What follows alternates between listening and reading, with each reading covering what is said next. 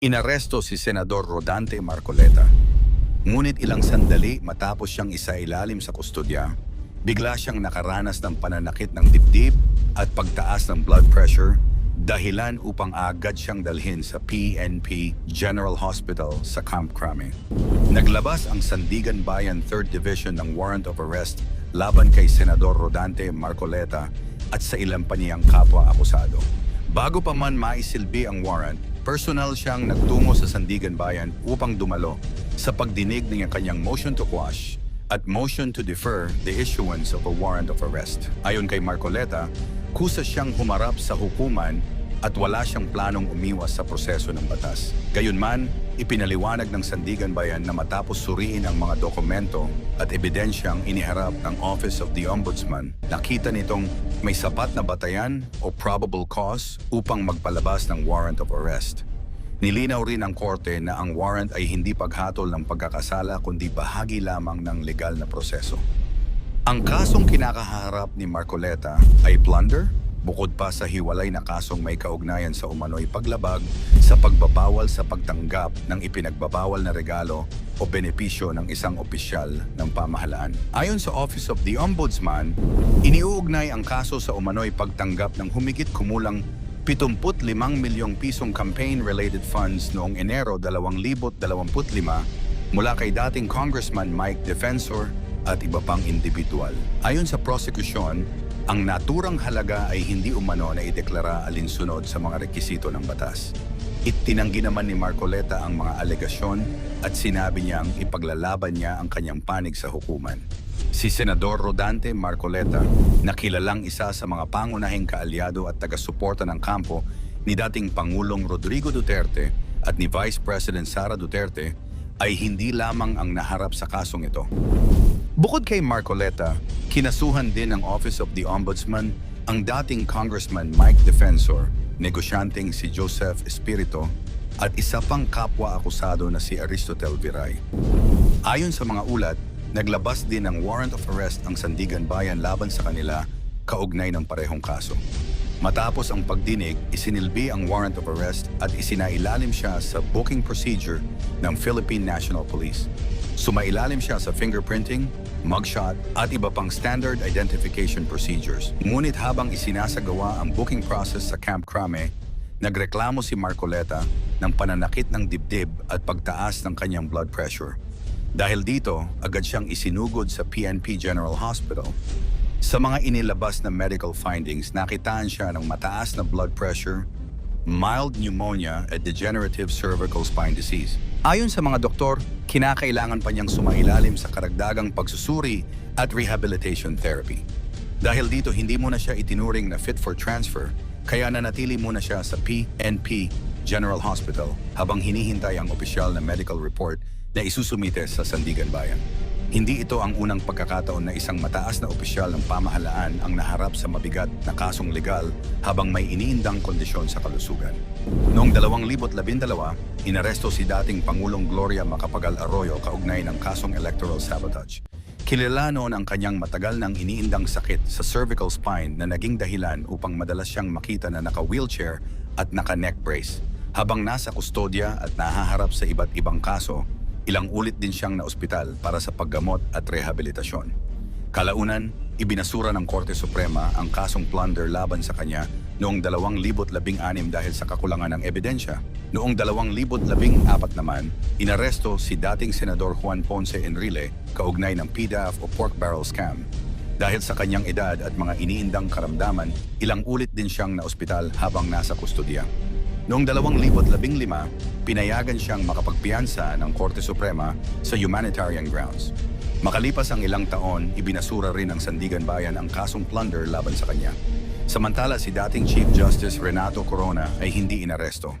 Siya ang kauna-unahang punong mahistrado ng Pilipinas na napatalsik sa pwesto sa pamamagitan ng impeachment trial noong 2012 matapos siyang hatulang guilty ng Senado dahil sa hindi tamang pagdedeklara ng ilang ari-arian sa kanyang Statement of Assets, Liabilities, and Net Worth o SALN. Ngayong 2026, muling naging sentro ng pambansang usapin ang mga kasong may kaugnayan sa korupsyon matapos ding maaresto sina Senador Jinggoy Estrada at dating Senador Bong Revilla sa magkakahiwalay na kasong plunder na may kaugnayan umano sa mga flood control projects. Ayon sa mga reklamong isinampa, iniuugnay ang mga kaso sa umano'y irregularidad sa pagpapatupad at pagpopondo ng ilang flood control projects. Kapwa nila mariing itinanggi ang mga alegasyon at iginiit na haharapin nila ang mga kaso sa tamang proseso ng batas. Bilang mga Pilipino, naway magsilbing paalala ang mga pangyayaring ito sa kahalagahan ng matalinong pagpili ng mga pinunong ating iniluluklok sa pwesto. Ang boto ay hindi lamang karapatan, kundi isang malaking responsibilidad na may direktang epekto sa kinabukasan ng ating bansa.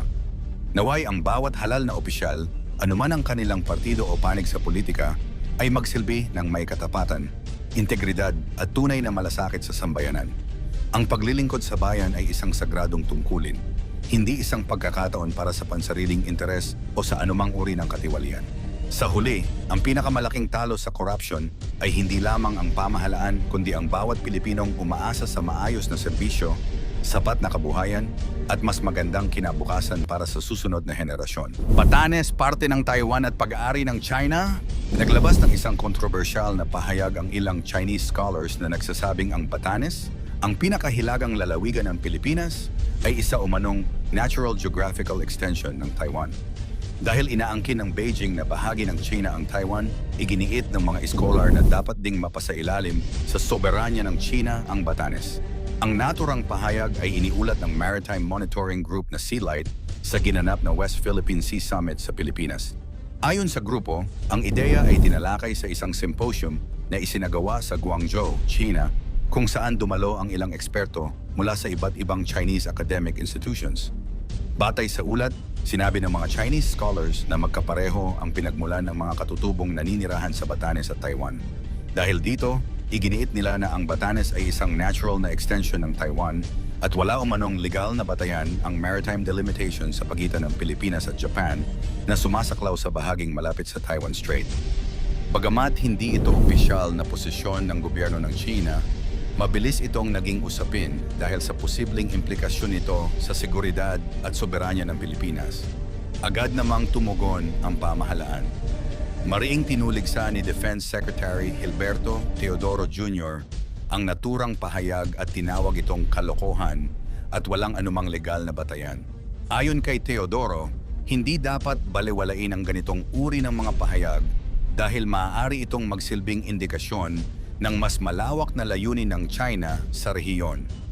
Dagdag pa niya, kapag hinayaang paulit-ulit na ikalat ang mga ganitong naratibo ng walang pagtutol, maaari itong magamit upang baguhin ang pananaw ng publiko at baluktutin ang kasaysayan. Sinabi rin ng kalihim na hindi malayong bahagi ito ng mas malawak na estratehiya ng China upang palawakin ang impluwensya nito sa Western Pacific. Kasabay nito, nanawagan din ang ilang maritime at defense experts na seryosohin ang naturang pahayag. Ayon sa kanila, bihirang magkaroon ng symposium sa China tungkol sa mga sensitibong usaping may kaugnayan sa soberanya ng walang pahintulot o kaalaman ng mga kinauukulang autoridad.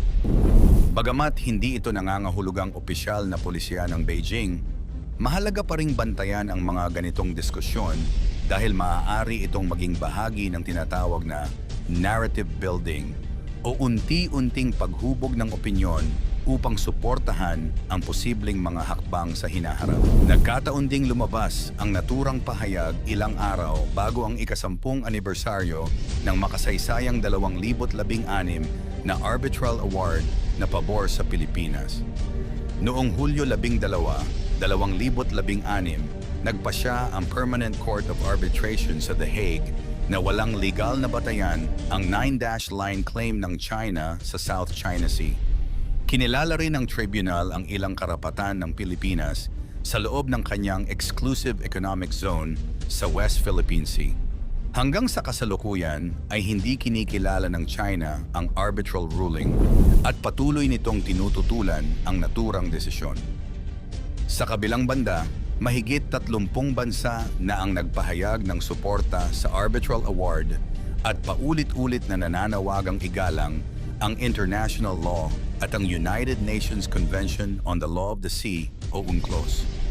Sa ilalim ng administrasyon ni Pangulong Ferdinand Marcos Jr., Pinalakas din ng Pilipinas ang ugnayang pangseguridad sa iba't ibang kaalyadong bansa.